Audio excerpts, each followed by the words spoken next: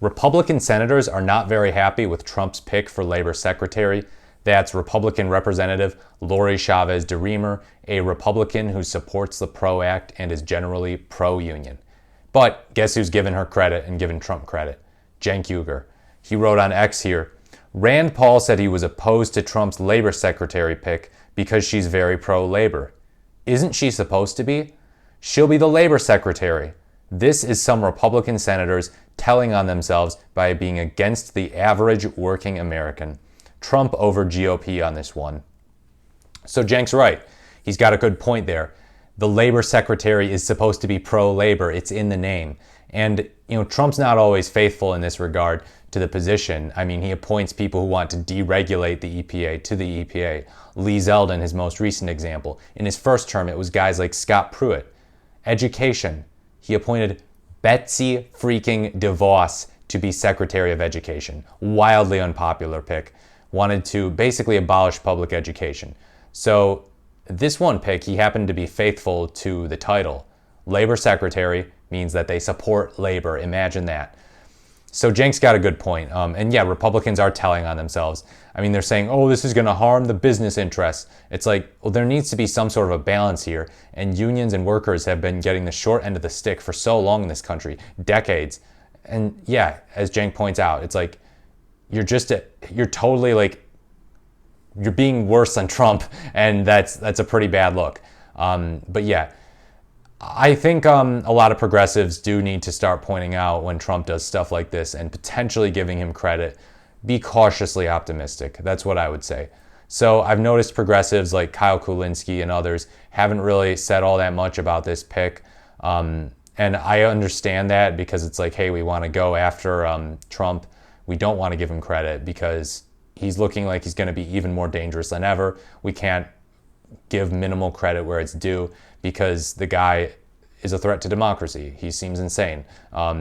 There's evidence that, yeah, he's going to use the military on American citizens. He said the enemy from within.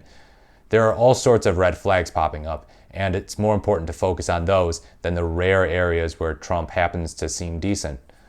What I would say to Cenk Uygur, though, is we have to be careful. We have to be careful. Cautious optimism is the way to go. So wait until she does something. And unfortunately, I have a sneaking suspicion that she may very well be anti-labor. She might go in that direction. She just might. So she might come in there looking all like, hey guys, I'm a pro-labor Republican, aren't I special? We got a change of pace here. But, she might just comply with the business interests. She might become totally corrupted and bought out. And yeah, it'll just be like having a typical Republican rather than a pro-labor Republican in that position. So be cautiously optimistic is my suggestion. Cenk definitely is going really hard into this pivot of, hey, we need to find areas where we agree with Trump and MAGA. But I think he should slow down just a little bit. Slow down. Wait until the legislation gets passed. Wait until the executive orders start rolling out. When there's stuff that's actually good coming out, then we can give Trump credit. Declassifying the JFK and MLK and RFK files could be one example. But other than that, there's really not all that much if you're someone who is a centrist or left of center. It's basically just pandering to the Project 2025 fanatics, and it's very concerning. So, yeah, Trump, support labor, support unions. Please do that. If you do that, I will give you credit. In the meantime, I appreciate you appointing people who may ostensibly support labor, but I need to see the action done. I need to see them actually in action, making lives better for the American people, helping unions. So pump the brakes a little bit, progressives who are eager to give Trump credit. Trump ran on the furthest right campaign in U.S. history. That's just a fact. And he doesn't have to worry about getting reelected either. At least not yet. I don't know. If Andy Ogles gets his way, he might have to.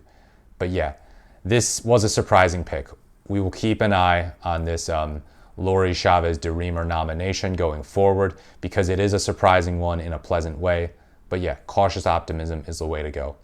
Let me know what you think in the comments below. As always, thank you so much for watching. Please leave a like, comment, or subscribe to the channel. What do you think of this labor pick? I look forward to speaking to you in my next video.